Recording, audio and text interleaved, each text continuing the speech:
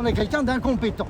Et une personne incompétente ne peut que s'entourer de personnes incompétentes. Vous pensez vraiment vous pensez vraiment que le président est incompétent? Totalement. Enfin, tu penses vraiment qu'il est Ah, incompétent? totalement. Il est totalement incompétent. Il est très compétent.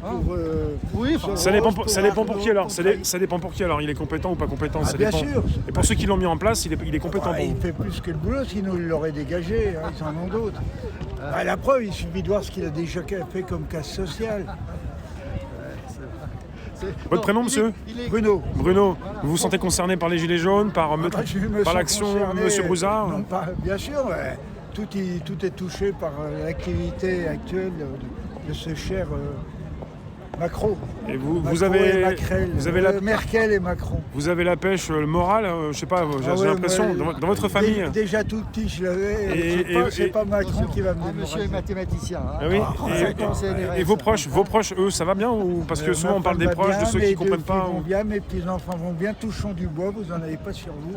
Je ne préjuge pas, peut-être dans 5 minutes je serai arrêt cardiaque. Donc, Ah bah non, ah oui, non mais c'est vrai, mais même un AVC ça va vite. Ah oui, tout le monde, nous tous, S'il vous On plaît. va pas se promettre, on va pas non plus. Non, S'il vous mais plaît, positif. jusqu'au bout. Parlons de paix et d'amour.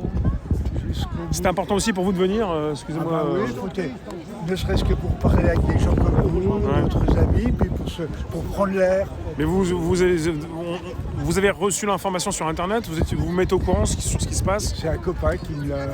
Lui-même, Bouche-à-oreille. gilet jaune, qui m'a envoyé un petit SMS. Il me les envoie toutes les semaines. Et là, Il y on en a a vraiment d'autres. le profil, un des profils typiques des Gilets jaunes, Oui. une personne de très haut niveau, Retraité, arrêtez. extrêmement cultivé, 35 ans au CNRS à faire des mathématiques, Arrête. ingénieur, c'est Mec, typique. C'est faux ce qu'il dit, c'est faux ce qu'il dit. Oui, non, mais c'est vrai. Donc c'est vrai. Oui, mais c'est. Voilà.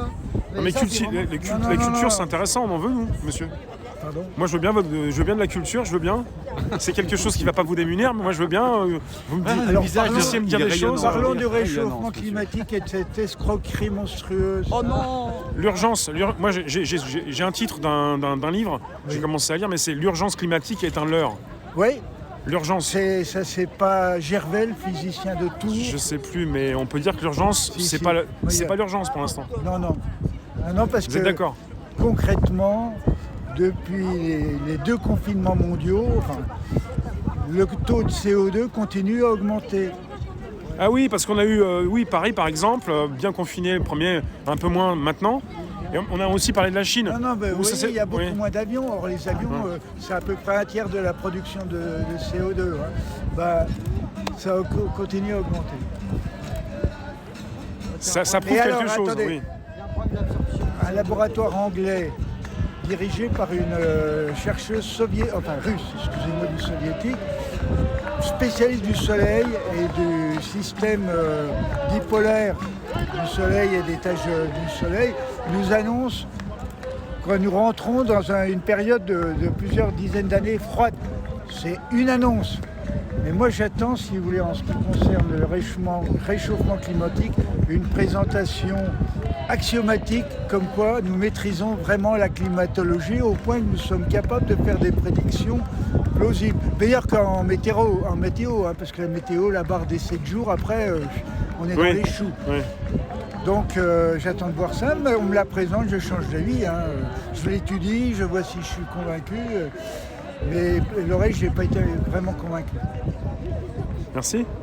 Voilà. Alors, comme beau réchauffement climatique, Oui. c'est les 150 cathédrales au XIIe, XIIIe siècle en Europe qui correspondent à une augmentation de 25% de la population de l'Europe de l'Ouest, qui correspondent à un réchauffement climatique à une époque où il n'y avait pas de consommation il y avait des petits feux des petits forestiers, comme on appelle ça, des charbonniers, on n'avait pas. Il n'y avait pas les usines comme maintenant, il n'y avait pas les avions comme maintenant. On a eu du chaud, du froid, voilà. Bon, il y a plein d'arguments, parce que au point de vue scientifique, quand on s'amuse à ce qu'on appelle du name dropping, c'est-à-dire des noms, de sortir des noms de vedettes ou de scientifiques dans un domaine donné, qui n'est pas leur domaine principal, il s'avère que les sceptiques, ce qu'on appelle les révisionnistes climatiques, ou les noms, il y a un nom plus sympathique, sympathiques, qui ont plus de prix Nobel et de spécialistes dans des matières proches de la climatologie que les spécialistes qu'on nous oppose en face. Hein. Ça, on peut le reprendre nom par nom. Donc, si vous voulez, je ne suis pas un affirmatif. Il n'y aura pas, il n'y a pas. Non, je n'ai pas eu la démonstration. Et ils n'ont pas la démonstration. C'est avec des personnes comme vous. Alors, Oui. généralement, on nous oppose. Ah oui, alors vous voulez saloper. Non, il ne s'agit pas de saloper la planète. Il ne s'agit pas d'avoir 10 000 spécialistes qui vont à un congrès contre le soi-disant réchauffement climatique avec des avions et qui chargent à mort suivant leur logique de CO2. C'est intéressant ce que vous me dites. Moi, j'apprécie énormément parce que c'est avec des personnes comme vous qu'on apprend des choses rapidement. Ah, puis moi j'apprends aussi. Mais hein, on apprend parce que je demande, j'essaie d'écouter aussi. vous êtes convaincant. Voilà. Merci. Non, c'est ça. Des esprits indépendants. Oui. Voilà. C'est ça qui est important. Et c'est ça qu'on va trouver. Déjà tout petit, quand l'instituteur affirmait quelque chose, attendez, je vais vous donner un truc qui m'a vraiment amusé quand j'étais petit. Oui. Donc je suis né en 48. 48, d'accord. En CM2, êtes encore jeune homme. l'instituteur arrive le matin, l'instituteur arrive, il a fait moins 70 degrés à Verkhoyansk cette nuit.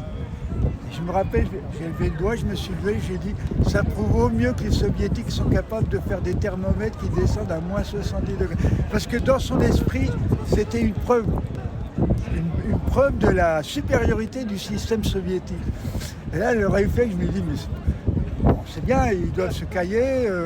D'ailleurs, dans des pays comme dans ces pays-là, ils préparent l'hiver en stockant de la vodka. Il y a 2 mètres de neige devant la porte et ils vivent entre les vapeurs d'alcool et des blagues et puis d'autres choses évidemment pendant 3 mois aussi.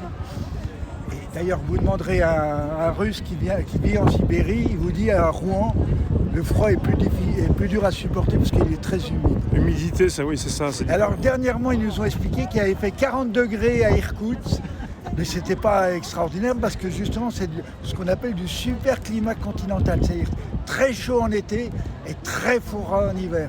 Mais alors tous les journaleux français à la plume ou à micro ont dit, vous vous rendez compte, le permafrost, il n'y en a plus, il fait 40 degrés à Irkoutsk. Bon, J'ai juste une question Oui. pour vous. Vous qui êtes né un petit peu après la guerre, la Seconde Guerre, vous venez de me le dire. Ça fait combien de temps que j'ai l'impression que vous ne croyez plus dans ce qu'on vous dit dans les médias, dans le système. dans les médias, système, politique. Écoutez, depuis l'école primaire, avec des bons instituteurs. C'est-à-dire, on vous annonçait... Dans les années 50. Oui, 60. disons dans les années 60, voilà. Un autre instituteur arrive et nous dit, fait 60 moi ans. je fais pas de politique, mais l'article 16, c'est en CM2, hein, l'article 16, c'est vraiment très très très dangereux. Et puis je lis le Monde de mon père, je vois dans le journal Le Monde de l'époque, l'article 16 c'est une garantie pour la démocratie et tout. Alors là, quand on est enfant, on croit à ce que dit son tuteur, son père, son grand-père, ses copains et tout. Et puis après, quand on arrive, on est assez âgé, on est capable de se tromper tout seul. C'est-à-dire sans écouter les médias ni les voir. Il faut mieux se tromper tout seul qu'être trompé par la masse médiatique. Et pour les plus jeunes, est-ce qu'il faut leur expliquer au fur et à mesure? Tout à l'heure, quelqu'un m'en a parlé par rapport à ce qui se passe. Il ne faut pas tout dire tout de suite. On ne peut pas apprendre aux gens à être un aristocrate. On ne peut pas lui apprendre à être critique. On peut tout faire pour ne pas l'empêcher d'être critique. Le mettre dans la bonne direction. C'est une qualité, voilà, mais on ne peut pas lui apprendre. Et c'est clair que tout le système éducatif en France et tout le système médiatique, il est pour vous embrigader au maximum. Et il le fait très très bien depuis longtemps. Donc ça n'a pas changé pour vous, c'était dans les années 60 déjà, vous pensiez, vous aviez compris. J'avais des petites intuitions, je me disais, c'est pas si... Comment dire, c'est pas bétonné, parce que gamin, Mais vous avez appris jeune par rapport à vos parents alors? C'est votre éducation, c'est votre instruction, c'est chez vous mes vos parents m'ont qui appris à déjà être assez critiques. étaient critiques. Entre autres, mon père, je ne l'ai jamais vu.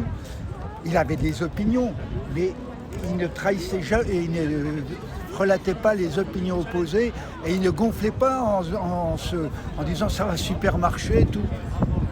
Ouais. Ah, c'est ça, quelque part. Un exemple très flagrant. C'est la famille aussi, oui. À propos de Fidel Castro, bon, il n'était pas pro-soviétique, c'est plutôt le contraire. Et il m'a dit Fidel Castro, c'est un nationaliste cubain. Bon, il travaille avec les soviétiques, mais c'est un patriote cubain. Et on vous dit ça quand vous avez 9 ans, ça vous éveille quand même l'esprit. Ça montre que c'est pas tout noir, tout blanc. Voilà. Bon, Merci beaucoup. Merci. Bravo. Merci bien. Bravo, Merci. bravo. Superbe. J'espère que ça va pas être trop diffusé. Ou alors, On est en direct. Vous me retrouvez sur mettez YouTube. une barre noire sur les yeux. Vous allez sur Internet, YouTube? Non, j'interviens sur des sites quand il y a des questions-réponses comme ça. Oui. Mais non, j'ai Facebook pour intervenir comme ça. Je suis sur Facebook aussi. Facebook, c'est pareil, c'est réservoir à PPS. C'est bien pour pouvoir justement aller sur les sites, pour pouvoir intervenir. Lui, c'est réservoir APPS. Eh ben, c'est noté. Peut-être Voilà. que dans Réservoir votre famille, on va vous APPS. voir, on va vous dire, de toute façon. Non, c'est un site très sérieux. Voilà. Ben, j'en doute pas. Ah oui, hein.